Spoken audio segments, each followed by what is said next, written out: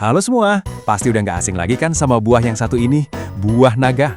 Kelihatannya eksotis, rasanya juga enak, tapi ternyata di balik itu semua ada sebuah misi ilmiah buat memecahkan kode rahasia pertumbuhannya. Nah, ini dia pertanyaan utamanya. Di balik warnanya yang ngejreng dan rasanya yang seger itu, ternyata ada misteri yang bikin para petani pusing selama bertahun-tahun. Yuk, kita cari tahu jawabannya bareng-bareng.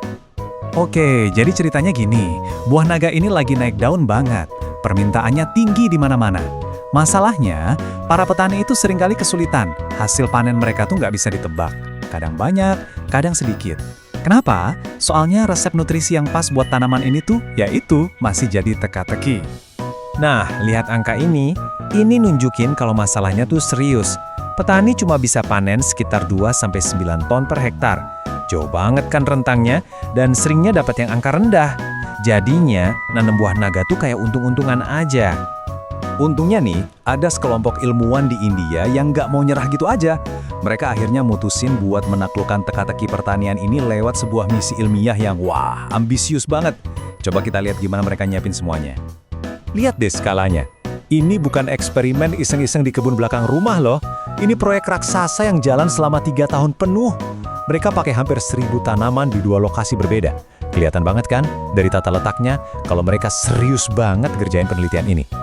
Jadi gini cara kerjanya. Pertama, mereka ambil 2 jenis buah naga yang paling populer, yang dagingnya putih sama yang ungu merah.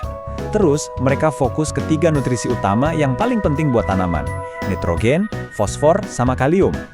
Nah, bagian paling pentingnya nih, mereka nyobain 13 kombinasi atau resep pupuk yang beda-beda buat lihat mana yang hasilnya paling juara. Terus gimana caranya mereka ngolah data dari 13 resep itu? Tentunya mereka nggak cuma nebak-nebak dong. Mereka pakai senjata rahasia mereka, sebuah alat statistik yang canggih banget buat nemuin jawaban yang paling pas. Oke, namanya mungkin kedengeran ribet ya, Response Surface Methodology atau RSM. Tapi gampangnya gini deh, anggap aja ini kayak GPS super canggih buat pertanian. Alat ini ngebantu para ilmuwan buat nemuin jalur tercepat ke tujuan mereka, yaitu resep pupuk yang bisa ngasih hasil panen paling maksimal. Nah, ini dia wujudnya. Analogi peta yang tadi kita omongin jadi kelihatan banget kan di sini? Grafik 3 dimensi ini ibaratnya peta harta karun buat mereka.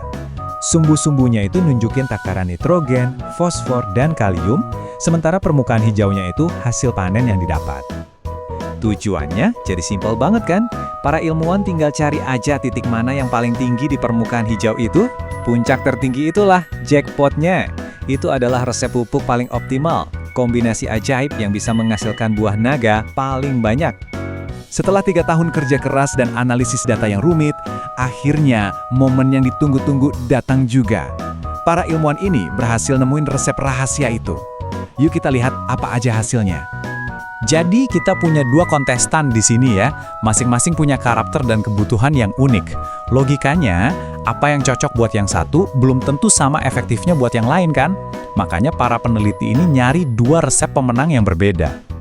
Dan ini dia hasilnya, buat buah naga yang dagingnya putih. Dengan resep yang pas, potensi panennya bisa meroket sampai 25,5 ton per hektar. Luar biasa. Ingat kan angka di awal tadi, paling banter cuma 9 ton. Ini lompatannya gila-gilaan. Eits, tunggu dulu. Ternyata buat yang dagingnya ungu merah, hasilnya lebih wow lagi. Potensi panennya bisa tembus 35,6 ton per hektar. Gede banget. Ini bukti kalau selama ini potensi buah naga itu belum tergali sepenuhnya. Nah, ini dia nih contekannya, resep pastinya. Jadi, buat buah naga putih, resep terbaiknya itu 400 gram nitrogen, 300 gram fosfor, dan 650 gram kalium buat tiap tiang penyangga per tahun. Tapi lihat deh, buat yang ungu merah, resepnya beda jauh. 700 gram nitrogen, 400 gram fosfor, dan cuma 350 gram kalium. Ini benar-benar panduan presisi yang bisa mengubah nasib para petani. Oke, resep udah dapat. Terus, emang sepenting apa sih penemuan ini buat kita di dunia nyata? Kenapa penelitian ini bisa jadi terobosan besar? Yuk, kita bedah dampaknya. Coba deh pikirin gini, Penelitian ini tuh bukan cuma soal angka di atas kertas. Ini adalah panduan praktis yang bisa langsung dipakai petani buat naikin pendapatan mereka secara signifikan. Selain itu, ini juga artinya nggak ada lagi pemborosan pupuk. Jadi bagus buat lingkungan, plus hemat biaya juga.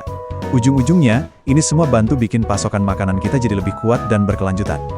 Dan kutipan dari penelitian mereka ini benar-benar ngerangkum semuanya dengan pas.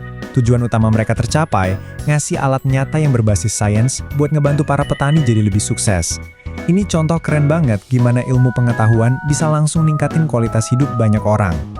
Kisah buah naga ini ngajarin kita kalau masih banyak banget potensi tersembunyi di dunia pertanian kita yang cuma nunggu buat dibuka kuncinya sama sains. Jadi kepikiran kan, kira-kira tanaman apa lagi ya yang bisa diubah nasibnya kayak gini? Coba deh bayangin makanan favorit kamu, apa ya kira-kira yang bisa jadi the next big thing berkat sains? Terima kasih sudah menyimak.